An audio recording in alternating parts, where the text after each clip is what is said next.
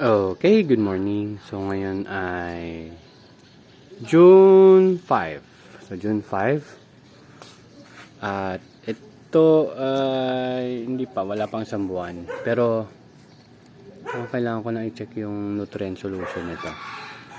So i-refill ko yan mamaya. Ito, flowering na. Tanggalin na natin yan para umangat-angat pa siya. So dito sa mga basil natin, mukhang ito ay tapos na, hindi niya nakaya. Nagbe-bed na siya, mamatay na siya. And also ito wala pa tong timpla. Iniisip ko lagyan siya ng tawag dito. Plastic lining, kaya tatanggalin ko yung tubig. Although inayos na natin siya, mas maganda may plastic lining kasi mas madali siyang linisin after ng mga harvest na.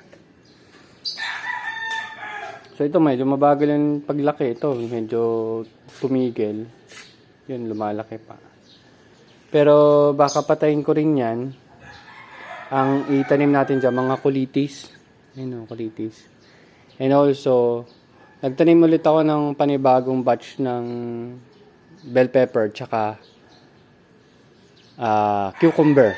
Kasi medyo may magandang nangyari sa cucumber kahapon. And pakita ko sa inyo mamaya. Pero may video na ako nun. Tapos bukas, meron tayong 5 harvest. Itong 5. Then next week, itong siyam. May mga maliliit eh. Tapos dito, goods naman eh, no? Malaki naman sila. Hopefully uniform. Mukhang hindi naman to nagpa-problema. Ito kasi yung tin-transfer ko. Goods naman din siya. So, ayan. Ay tayo, Rubain. Tapos, so magta-transfer din ako pala bukas. May 12 na seedlings doon. Iniisip ko kung i-transfer ko. Baka i-transfer ko dito. At saka mag-transfer na tayo ng kaunti sa iba. Yan. So, kahapon, nagtanim na rin ako. So, dito naman, sa seedlings dito, yung kabatch kasi nito na nandun sa indoor seedlings natin, 12 hours yung pagitan nila. Pero masasabi ko na mas maganda yung naging tubo dun sa indoor natin. Oo.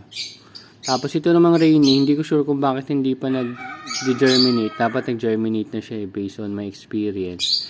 Kahit 12 hours lang na nailagay ko yung pelletized seeds, ay nag-germinate na sila. Ito medyo parang matagal. Pero tingnan natin, obserbahan pa natin. So pwede tayo magtanim din yan sa baba. For testing purpose lang din. So dito, ito may mga timpla na to, pero bago natin pag-transferan ay i-double check natin yung solution. So possible, ang una kong lagyan is itong dalawa kasi may 30 heads tayong ita-transfer.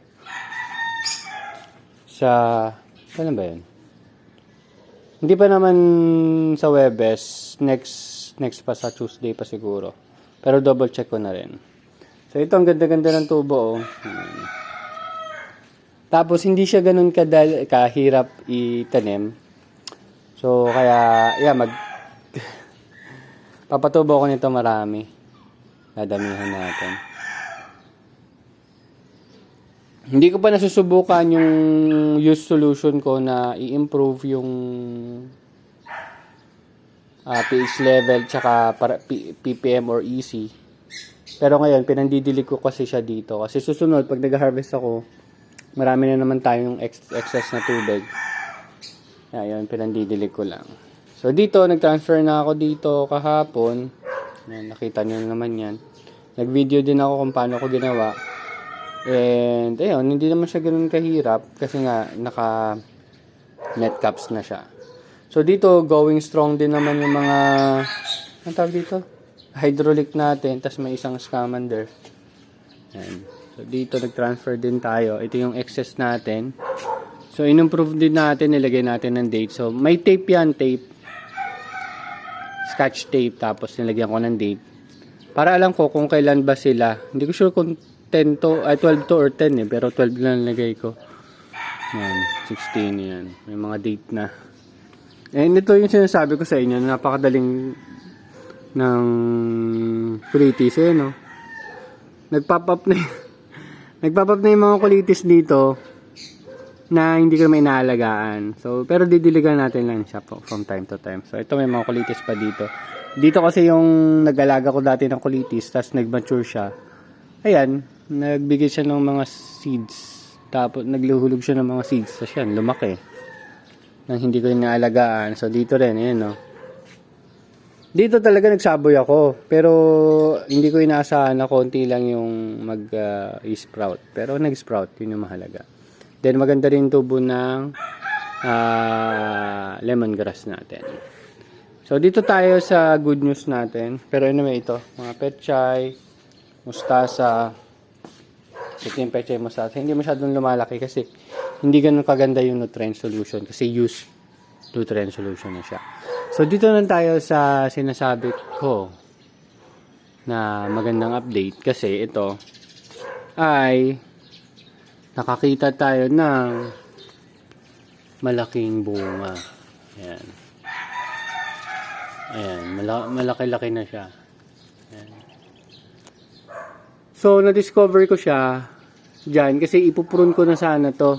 Itong lumabas na tangkay na to. Lumabas talaga siya doon.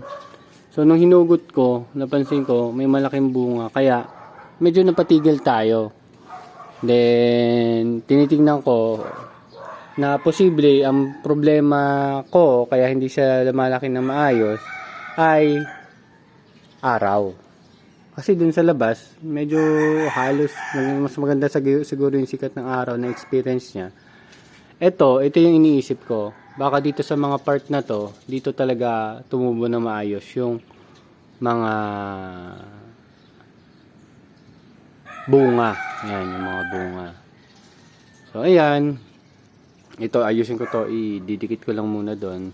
Tapos, nagtanim na rin tayo sa baba. May buto tayo ng bell pepper. May buto rin tayo ng pipino. Yan. So, ito, tatanggalin ko na to. Pero possible yung araw lang din problema niyan. Hindi ko sure kung bakit siya tumutubo dyan. Medyo okay na naman. Pero yun, hindi ko na sure kung anong problema. Pero yung talong, i-stop na muna natin. So, susunod nating iaalagaan ay bell pepper at pipino na 80 peso natin banda doon. So, yan, tingnan natin. So, sa mga susunod na linggo din, mapupuno na rin to. Ang inisip ko na lang kung paano ko gagawin yung mga patungan-patungan eh. Yan, yung mga ganyan. Kasi naubos na yung mga pwede kong patungan. Ayoko naman ilagay sila sa lapag. Lalo na nagkakaroon ng tubig dito. May hirapan din akong linisin yung ilalim. Kasi yung loob, nagkakaroon din ng lumot. Yan, linisin din natin. Kaya mas maganda talaga may plastic lining.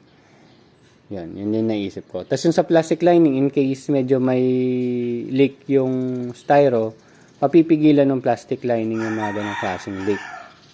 Diba? Advantage na rin yun. Kaya bumili tayo ng mga polyethylene ang ginamit ko. Yan. Ito, ano talaga siya parang container siya, lalagyanan siya. So, hinati ko na lang sa dalawa. So, ito naka 2 layer pa eh. Ito 1 layer lang. Yan. Anyway, yun lang. Medyo quick video lang din tayo. Tapos yung cherry tomato, posible i-stop ko na yan. Malamang tanggalin ko na ito mamaya pag naalala ko. Tapos meron tayong mint doon. Sana matumubo yung mint kahit konti lang. Yan. So that's it. Yun lang naman na mga update natin ngayon. And ang target natin is makapag-produce ng 30 heads weekly. Yun na muna ang target natin, 30 heads. Pero kaya natin siyang i-improve up to 45 heads. So, medyo maganda yung nakikita natin and hopefully, hindi naman tayo masyado mahirapan magbenta niyan. And kung maging maganda talaga, yung 45 heads, gawin natin 60 or even more. Kasi meron pa tayong space doon. Pero yun nga, kung paano ko siya i-convert, yun yung pag-aaralan pa natin. Pero may mga spaces pa tayo doon, no? Yan, space dyan, to. So, may dalawa pa dyan. Palagay ko kaya naman. And yeah, thank you very much and see you next update. Bye-bye.